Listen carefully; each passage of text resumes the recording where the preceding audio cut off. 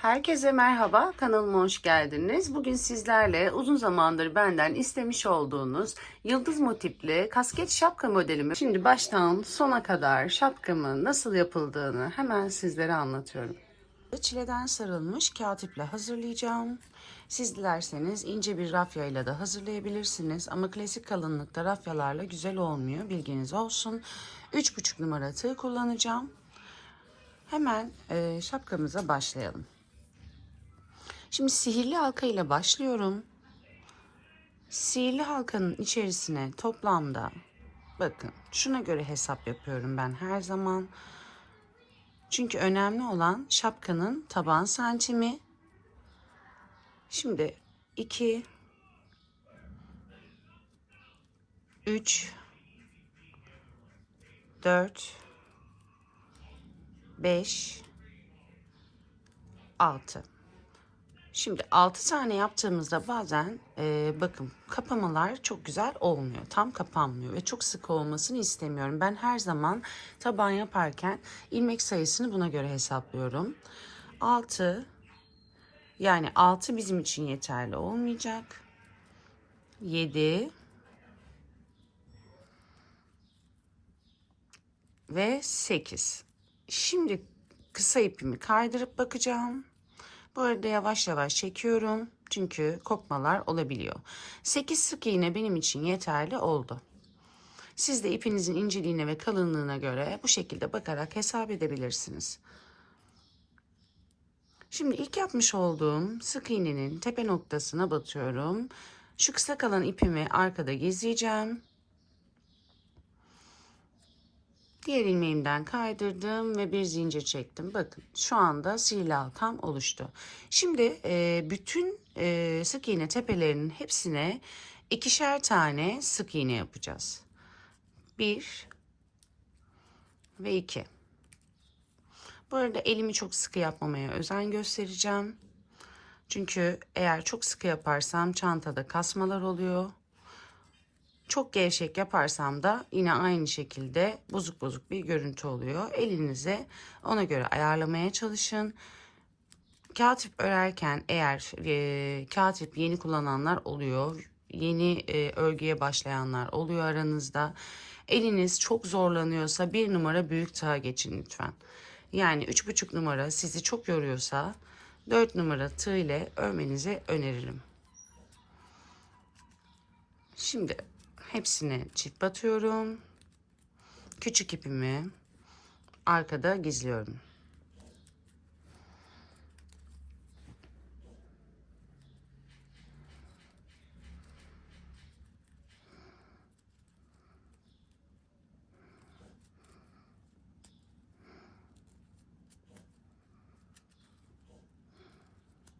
Evet. İkinci sıramda hepsine çift battım. Şimdi burada hemen ilk yapmış olduğumuz sık iğnenin tepe noktasına batıp ilmek çıkartıp diğer ilmeğimden kaydırıyorum. Şimdi geldik 3. sıraya. 3. sırada da bir tek bir çift yapacağız. Yani bakın hemen kaydırma yapmış olduğum noktaya bir tek, yanındakine 2 tane sık iğne yapıyorum. Yanındakine 1, yanındakine 2 tane sık iğne yapıyorum. Bu şekilde sıra sonuna kadar bir tek, bir çift olarak devam ediyoruz.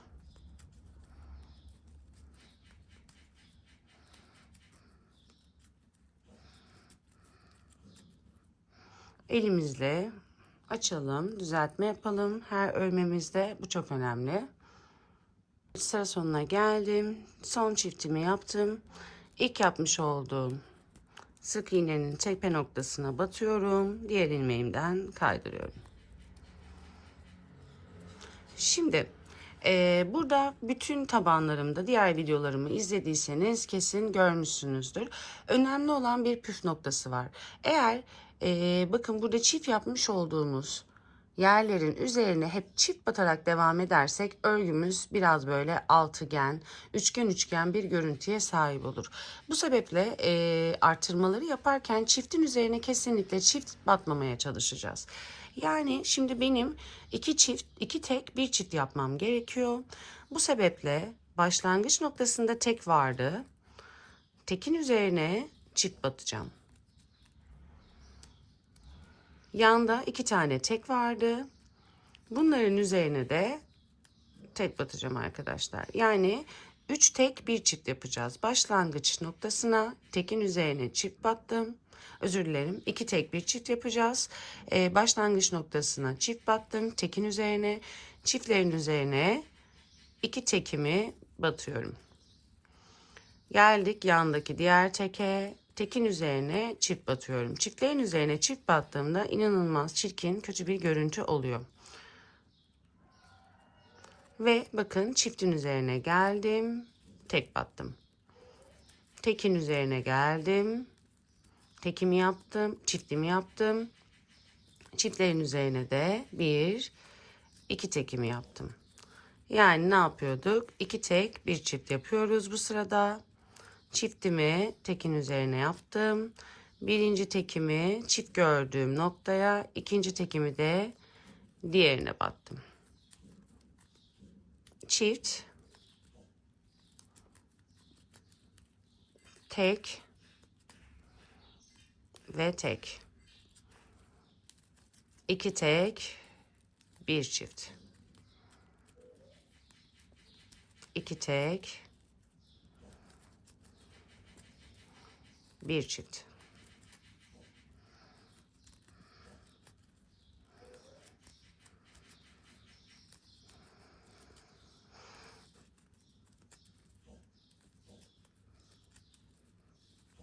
Evet, son 2 tekimi de yapıyorum. Başlangıçta çift vardı zaten biliyorsunuz. Yanına tek gelmedi. Kaydırmamı yaptım. Bakın. Eğer çiftin üzerine çift batmış olsaydım köşeli bir görüntü olacaktı. Şimdi geldik. 3 tek bir çift yapacağız. Başlangıç noktasına 1, 2, 3 tek, hemen yanına çift batıyorum. 1, 2, 3 ve çift. 1, 2, 3 ve çift. Sıra sonuna kadar 3 tek bir çift olarak elimizle düzeltelim tabanımızı, her sırada devam edelim. Evet, son çiftimi yaptım. İlmeğimi kaydırdım ve bir zincir çektim. Şu an 3 tek bir çift yaptık. Sıra sonuna geldim ve sıramı kapattım. Şimdi bu noktada normalde bizim toplam 15,5-16 santim olana kadar tabanımızın tepe noktasını, yani şapkamızın tepesini genişletmemiz gerekiyor. Şimdi bu şapkada biraz aşağıya doğru eğimli olmasını istediğim için bu sırayı düz öreceğiz arkadaşlar. 3 tek bir çiftten sonraki sırayı hepsini tek olarak öreceğiz. Bu sırada herhangi bir arttırma yapmıyoruz. Hepsine birer tane tek batacağım ki şapkam aşağıya doğru biraz kıvrımlı olsun. Arttırmayı bu sıradan sonra yapacağım. Sıra sonuna kadar tüm sık iğnelerin tepe noktalarına birer tane sık iğne yaparak sıra sonunda buluşalım. Bu sırada hepsine tek battım, tek sık iğne yaptım. Elimle düzeltiyorum. Hafif bir, bakın aşağıya çok hafif bir eğim oldu. Şimdi devam edelim. Bakın bu arada şapkamın yuvarlağı da oldukça muntazam ve güzel oldu. Şimdi 1, 2, 3, 4 sıra tek sık iğne battım. Beşinciye 2 tane sık iğne batıyorum. 1 2 3 4 beşinciye çift. 4 tek, bir çift yapıyoruz. 1 2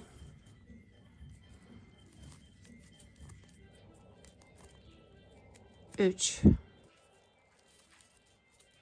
4 yanındakine çift batıyorum. 4 tek, bir çift yapacağız bu sırada arkadaşlar. Sıra sonunda buluşalım. Şimdi 4 tek, bir çiftimi de yaptım. Sıra geldi 5 tek, bir çiftte. Ne yapıyorduk? Çiftin üzerine çift gelmesini istemediğimiz için bu sefer ilk sıraya çiftimi yapacağım. Daha sonra 1 2 3 4 ve 5. Şu an ilmek sırasında kaydırma yaptım. Yani çiftin üzerine bakın, çift gelmeyecek. Çifti başa yaptım. Çifti hemen yapıyorum. 2 tane sık iğne aynı noktaya. 1 2 3 4 ve 5. Bakın tekin üzerine de çift yapmış oluyorum. 5'ten sonra çiftimi yapıyorum. 1 2 3 4 ve 5. 5 tek yaptım. Yanına hemen 6. sıraya, yani 6. sık iğnenin tepesine çift yaptım. Elimizle her seferinde muhakkak düzeltelim. Şimdi toplamda 5 tek, bir çift, 5 tek, bir çift yaparak sıra sonuna kadar gelelim. Evet, 5 tek, bir çiftimi de yaptım. Elimle düzeltiyorum. Şimdi hemen bir ölçeyim. Bakın henüz 16'ya gelmemiş. Şimdi yani bu durumda bir artırma daha yapmamız gerekiyor. Hep böyle hesap edin. Şimdi 1 2 3 4 5 6 tek, bir çift yapıyorum.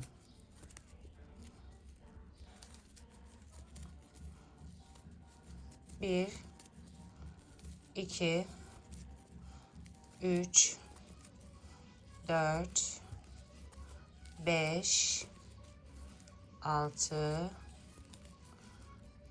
7.'ye çift batıyorum.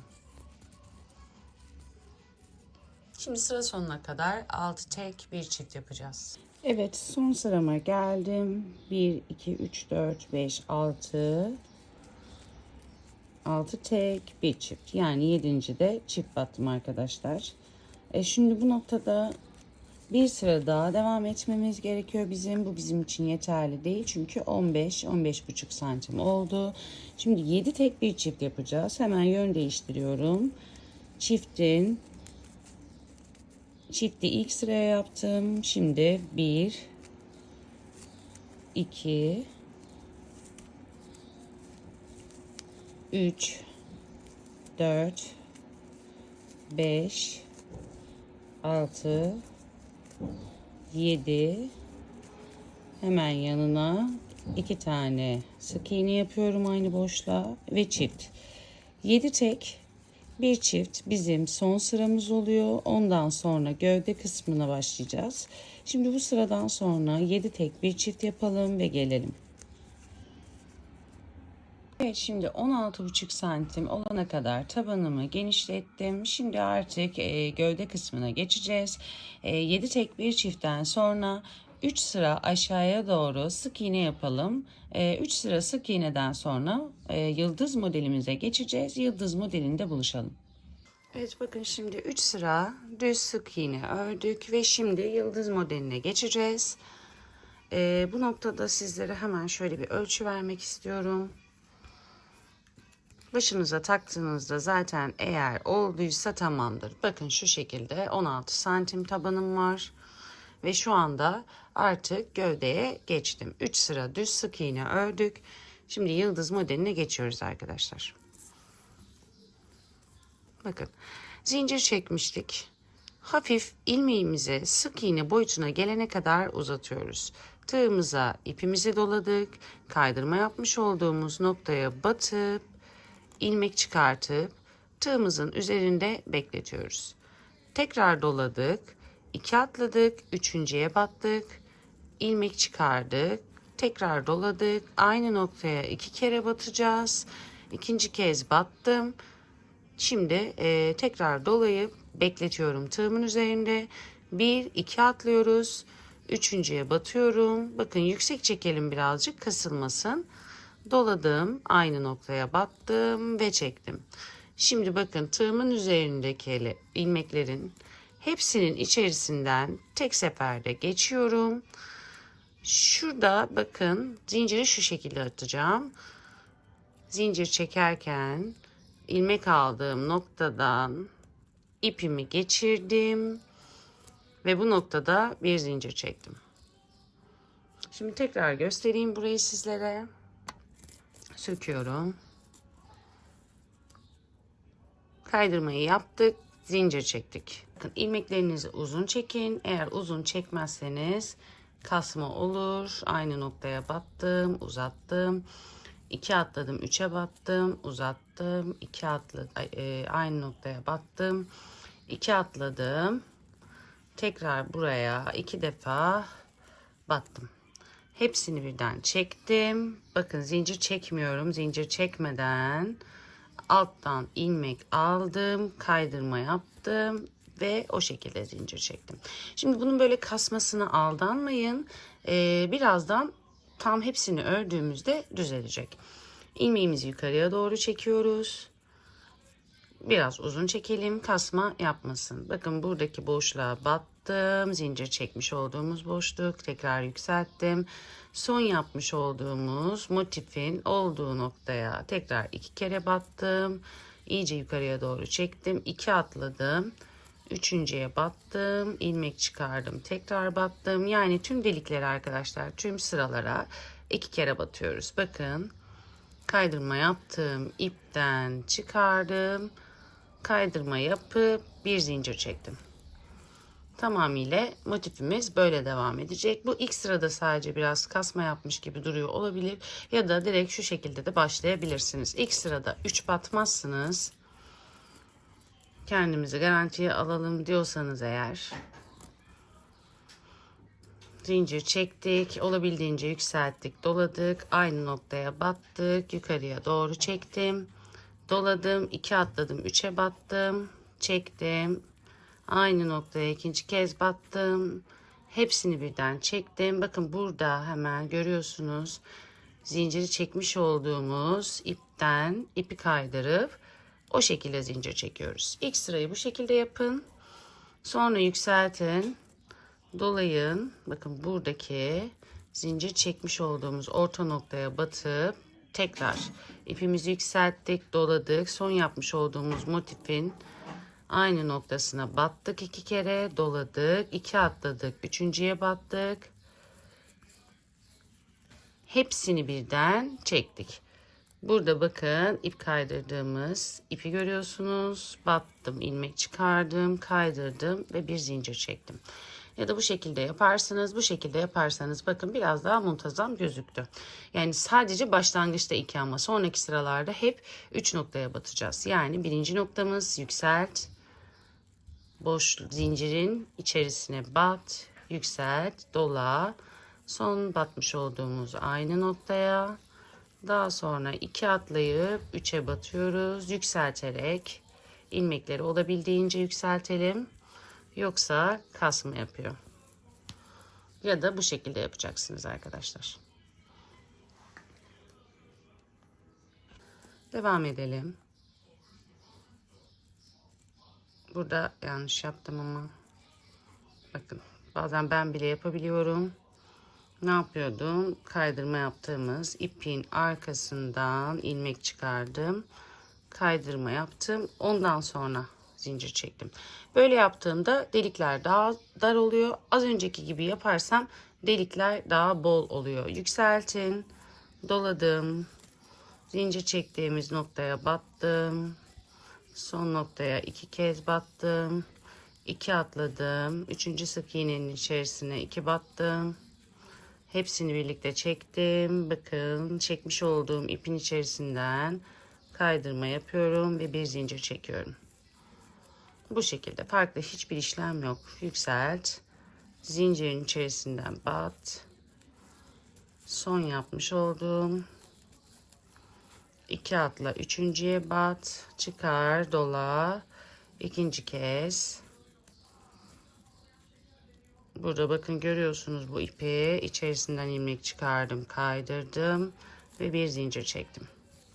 Bu şekilde sıra sonuna kadar devam edelim. Hızlı yaptığımı düşünenler yavaşlatarak videoyu ayarlar kısmından izleyebilirler.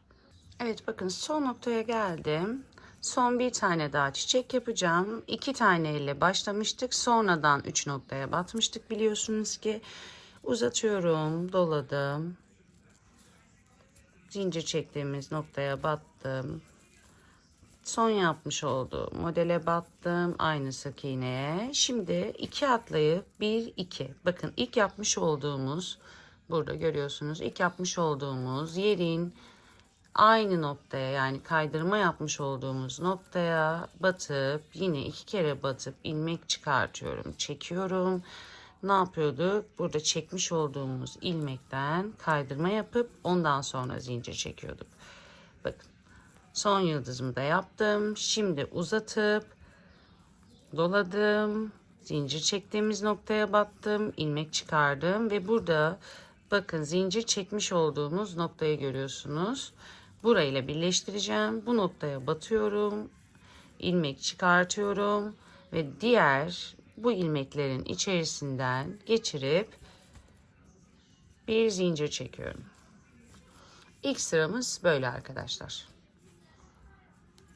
Şimdi bu noktada yine aynı şekilde son motifi yapıyorum. Uzattım, doladım.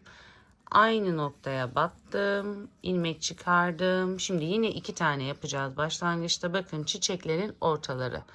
Burası zincir çekmiş olduğumuz noktalar. Tam bu çiçeğin ortasına batıyorum. Çıkardım, doladım. 2. kez battım ve çıkardım. Şimdi hepsini birden çektim. Ne yapıyorduk? Çekmiş olduğumuz ipin içerisinden ilmek çıkartıp kaydırma yapıp ondan sonra zincir çekiyorduk. Bakın çiçeğimiz oluşmaya başladı. Devam ediyorum. Uzattım. Zincir çekmiş olduğumuz noktaya battım. İlmek çıkardım. Onu da uzattım. Son battığımız bakın çiçeğin ortasına battım, ilmek çıkardım, uzattım. 2. kez battım, ilmek çıkardım, uzattım. Şimdi hemen 3.'yü yapıyoruz. Doladım. Diğer çiçeğin ortasındaki zincir noktasına geldim. İlmek çıkardım, uzattım ve 2. kez dolayıp battım. Hepsini birden çıkardım. Kaydırma yaptığımız ilmekten ip çıkardım. Tekrar kaydırma yapıp zincir yaptım. Bakın. Şu an çiçeklerimiz oluşmaya başladı. Eğer direkt daha önce o hatayı ben de yapmıştım bir önceki sırada. Dediğim gibi direkt burada hepsini çekip zincir çektiğimizde buralar bosbol oluyor. Bol olmaması için böyle yapıyoruz. Uzattım. Bir iki defa sessiz göstereyim.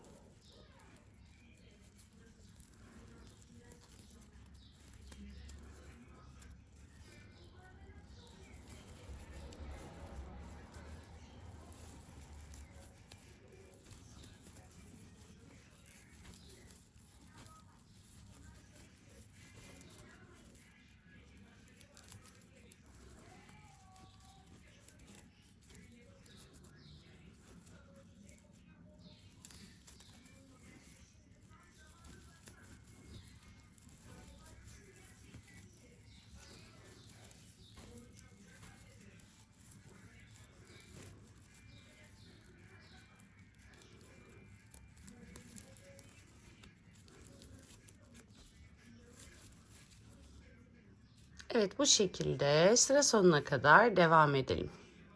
Noktaya geldik. Son noktayı da hemen nasıl birleştireceğimi göstereceğim sizlere. Yine aynı şekilde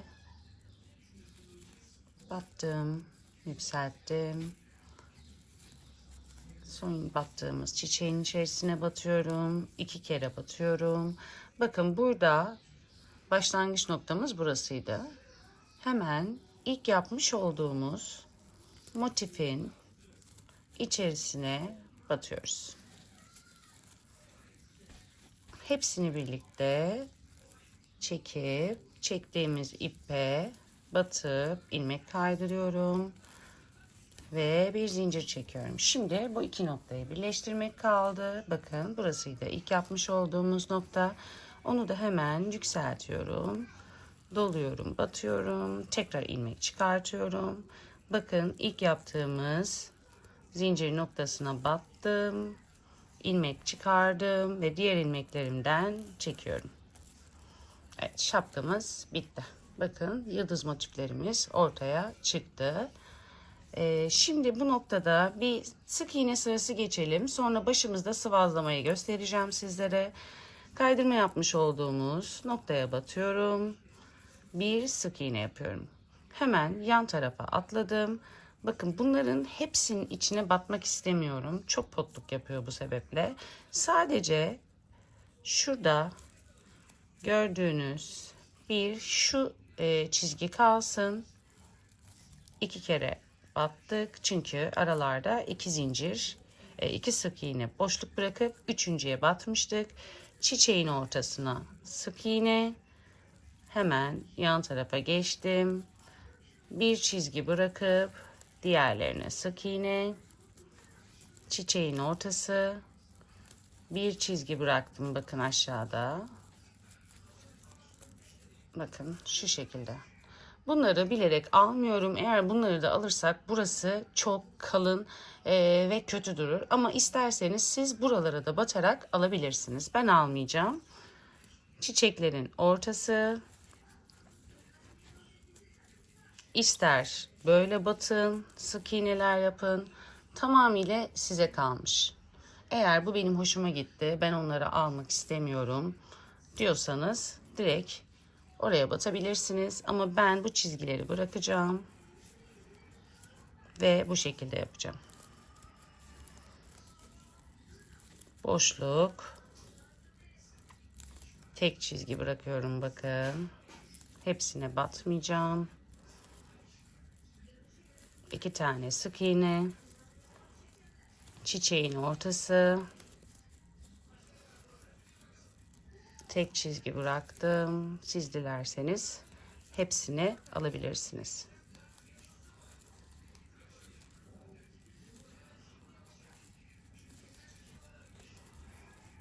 Çiçeğin ortası.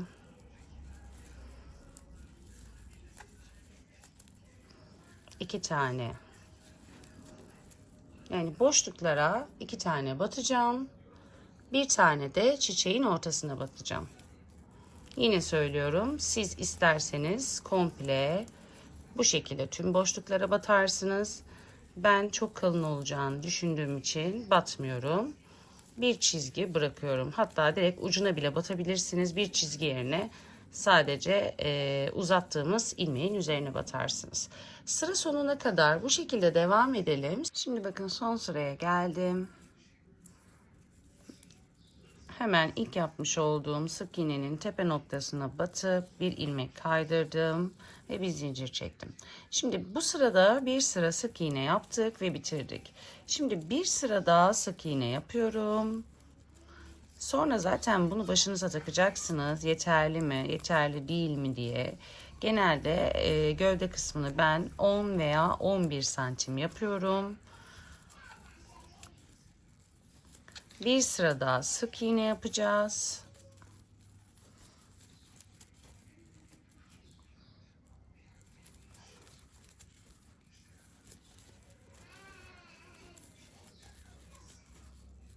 Yavaş yavaş zaten şapkamız ortaya çıkmaya başladı. Şimdi 2 sıra sık iğne ördükten sonra hemen sizlere göstermek istiyorum. Elinizle muhakkak düzeltin ve başınıza geçirin arkadaşlar. Şimdi normalde bakın size vermiş olduğum ölçü bu. Normalde ben 6 tek bir çift yapıyorum. Benim baş çevreme daha uygun oluyor. Sonra da ütü basıyorum. Ama bakın bunda bana ütüye gerek kalmadı. Siz başınızda muhakkak deneyin. Ve şu şekilde, bu arada gerçekten çok çirkin gözüküyorum. Başınızda, şapkanız başınızdayken elinizle sıvazlayınız. Muhakkak bu şekli verin. Bence siperli şapka için bu iyi. Yani ben buradan keseceğim, siperini yapmaya başlayacağım. Şu ölçü, yani kulağınızın ucunu kapattı diyelim. Böyle olduğunda çok kötü oluyor. Kulağınızın hafif ucunu kapatır duruma geldiğinde ölçerek yapın. Direkt siperi yapmaya başlayabilirsiniz. Benim için bu ideal bir ölçü olduğu için ben şimdi siperi yapmaya başlayacağım. Ama sizin için olmayabilir. Yani şu an ben sipere geçeceğim. Siz bu noktada eğer biraz daha kafanıza takıp baktığınızda uzatmanız gerektiğini düşünüyorsanız bir sıra daha sık iğne geçin. Ondan sonra siper kısmına geçin. Ben şimdi şu an benim için bakın ideal, kulağımın ucunu kapattı. Siperi yapmaya başlıyorum. Bakın bu noktada ipimi hiç kesmeyeceğim. Burada kapama noktaları var. Benim gözümü yormuyor ama eğer bu arkaya gelsin diyorsanız ipinizi kesip önden başlayabilirsiniz. Ben ipimi kesmeden başlayacağım. Benim için önemli değil, gözükmüyor çünkü onlar. Şimdi bu noktada 14 tane sık iğne yapıyoruz. 1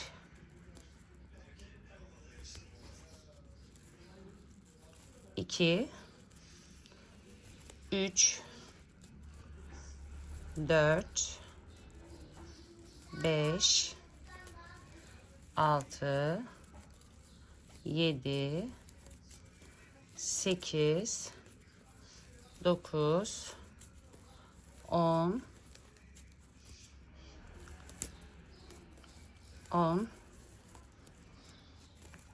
11 12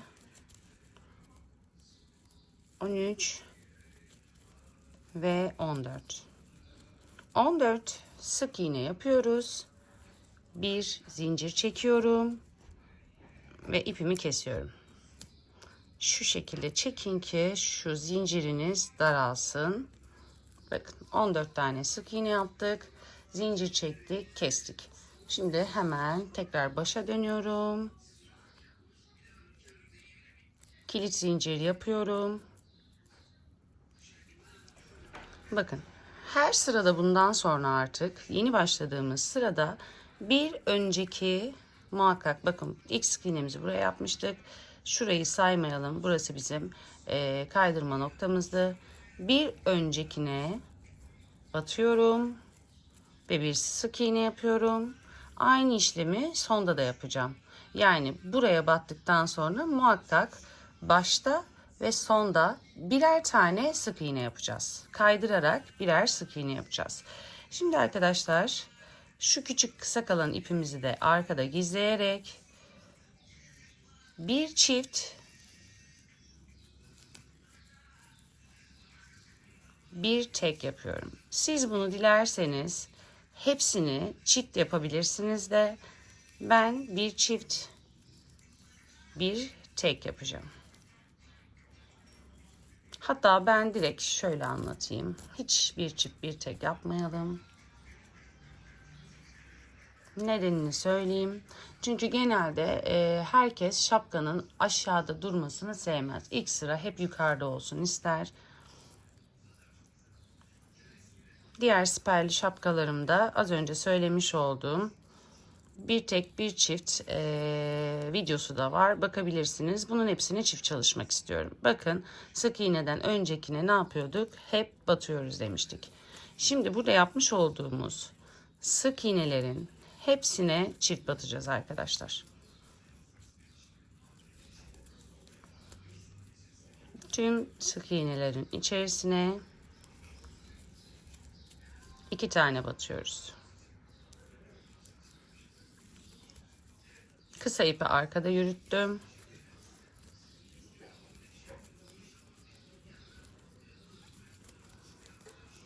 çiftle devam ediyorum.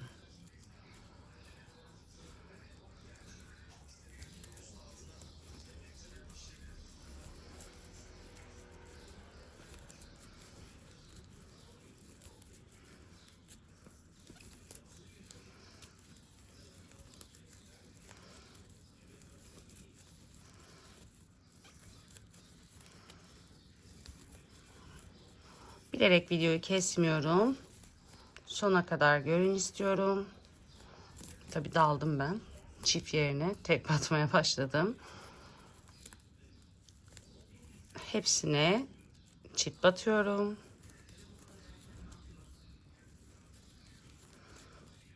Bir tek bir çift videom mevcuttur. Diğer videolarımdan, siperli şapka videosundan bakabilirsiniz.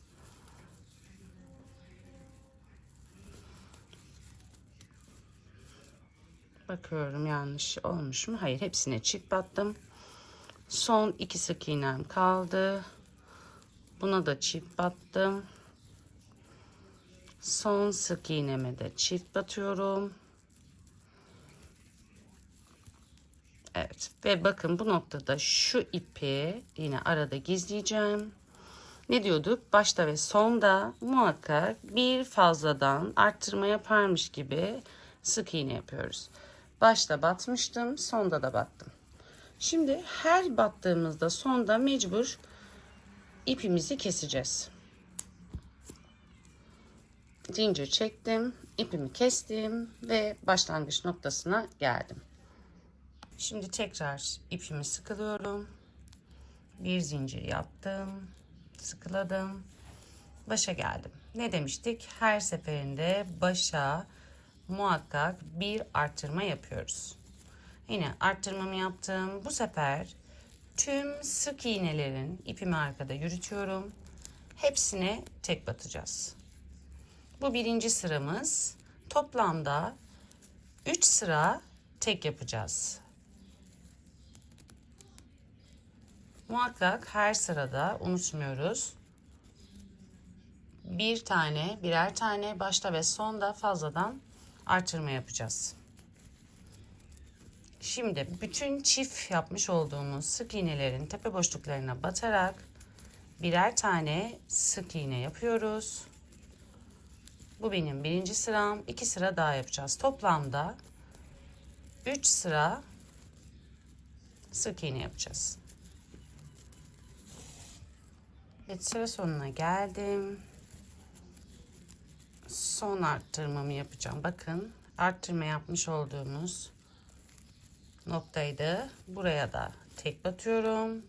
Ve yine aynı başta olduğu gibi her sırada şapkanın tabanına bir arttırma yapacağız. Bunu sakın unutmayalım. Her sırada yapacağız.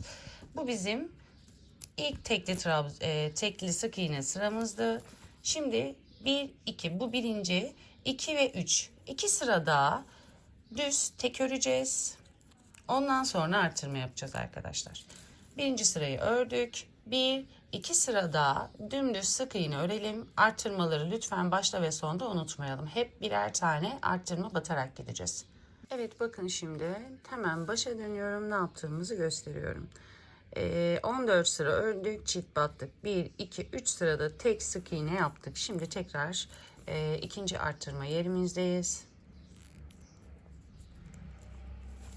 Şimdi burada başta bir batıyorduk ya. Şimdi 2 batacağız arkadaşlar. Bir geriye gelin. Şapkanın ana tabanına 2 tane artırma yapıyoruz. Sonda da aynı şekilde 2 artırma yapacağız. Başlangıç noktasına geldik. Sayalım. 1, 2, 3, 4, 5, 6 sık iğne yapıp yedincisine çift batıyoruz. Bakın, yedinciye 1, 2 çift battık. Yani şimdi sıra sonuna kadar 1, 2, 3, 4, 5, 6, 7.'ye çift batıyoruz. Devam edelim. Aynı şekilde sıra sonuna kadar toplamda 6 tek bir çift olarak tamamlayacağız. Bakın sıra sonuna geldik. Şimdi bir tane fazla kaldı. Bu hiç önemli değil. Bakın 1, 2, 3, 4, 5, 6, 7 oldu. Çünkü sonuncuya çift batmak zorundayım. Hiç önemli değil. Devam edin. 7 tek bir çiftle bitirdik. Şimdi başta 2 artırma yapmıştım. Sonda da aynı şekilde bakın ana tabana ipleri arkada gizliyorum. 2 tane artırma yaptım. Bir zincir çektim, ipimi kestim. Şimdi buradaki çok arkada kalan fazla ipleri keselim ki bombe üst üste birikmesin. Sırasıyla şu ikisi kalabilir. Evet, bakın şimdi son artırmamızı yaptık. Şimdi bu noktada düz öreceğiz arkadaşlar. Hemen şimdiye kadar kaç sıra yapmışız sayalım. 1, 2, 3, 4, 5, 6, 7, 8, 9 toplamda 3 sıra daha yapacağız. Bu 3 sırayı da şu şekilde yapıyoruz. Hemen gösteriyorum sizlere. Bakın burada artırma yapmayacağım. Tek battım. Arttırmayı 2 yapmıştık bir önceki sırada. Burada tek artırma yaptım. Devam ediyorum. Tüm sık iğne noktalarına artırma yapmayacağız. Artık artırmamız bitti. 3 sırada sık iğne öreceğiz ve bitireceğiz. Şimdi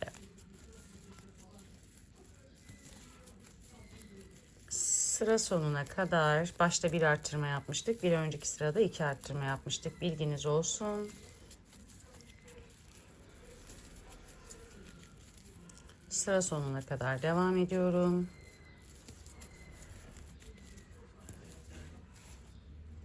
Evet, bu sırada bitti. Tekrar bir zincir çektim. İpimi sıkıladım. Şimdi arkadaşlar 2 batıyoruz. Tek batmıştık normalde. Tekrar geri geldik ana tabana. 1, 2,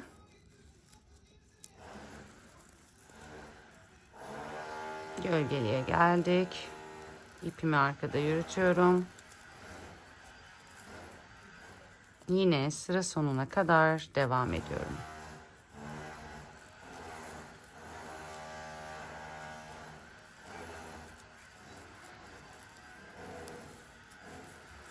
Bu sırada sadece bilmeniz gereken başlangıçta ve sonda 2 batıyoruz. Bakın. Evet, bakın sonda 2 battım. Bir zincir çektim. İpimi kestim. Yine buradan bakın önceki sıranın iplerini kesebilirsiniz. Ama en son yapayım. Son 2 tane kalmış zaten. Onu da içeriye alırız. Şimdi son sıramızı yapıyoruz. Son sıramızda bakın. Şöyle yapalım. Herhangi bir noktadan arkadan batın. Zincir çekmedim. İpinizi çıkarın. Şimdi kaydırma yapacağız artık arkadaşlar. İpi arkada gizleyerek kaydırmamızı yapıyoruz. Bakın ipi bir aşağıya bir yukarı aldığımda otomatikman gizlenmiş oluyor. Yukarıya aldım. Arada ipimi gizleyerek devam edeceğim. Sadece gövdede kaydırma yapıyorum. Bakın. Battım. Siper kısmına geldiğimizde yine bu sırada da sık iğne yapacağız. Videoyu kesmiyorum. Devam ediyorum. Siperden bir iki tane kalana kadar kaydırma yapalım. Yine 2 arttırma yaparak devam edeceğiz çünkü. 1 sık iğne yapıyoruz. 2 devam edelim. Siper kısmına geldik. Sık iğne yapıyorum. Bu bizim son sık iğne sıramızdır. Bundan sonra şapkamız bitiyor. Şimdi bütün sık iğnelerin tepe noktalarına birer kere batarak sık iğne yapıyoruz.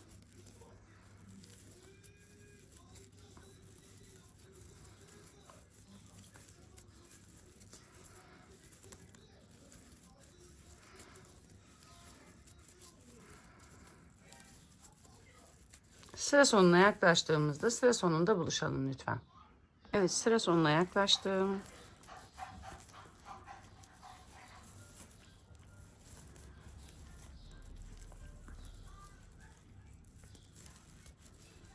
Aynı başta olduğu gibi şimdi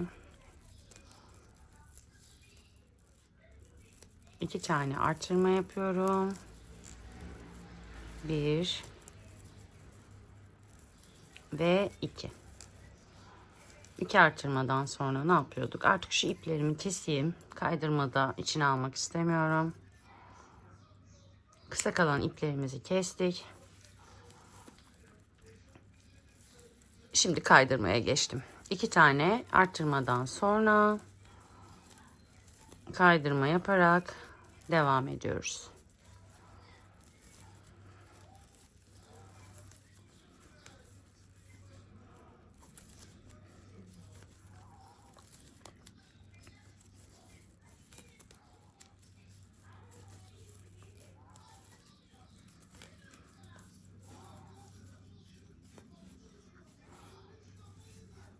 Şimdi buraya kadar örelim. Bakın şimdi başlangıçta kaydırmayı buradan yapmıştık. Buraya kadar ördüm. Bu noktada ipimi kesiyorum. İlmeği çıkartıyorum.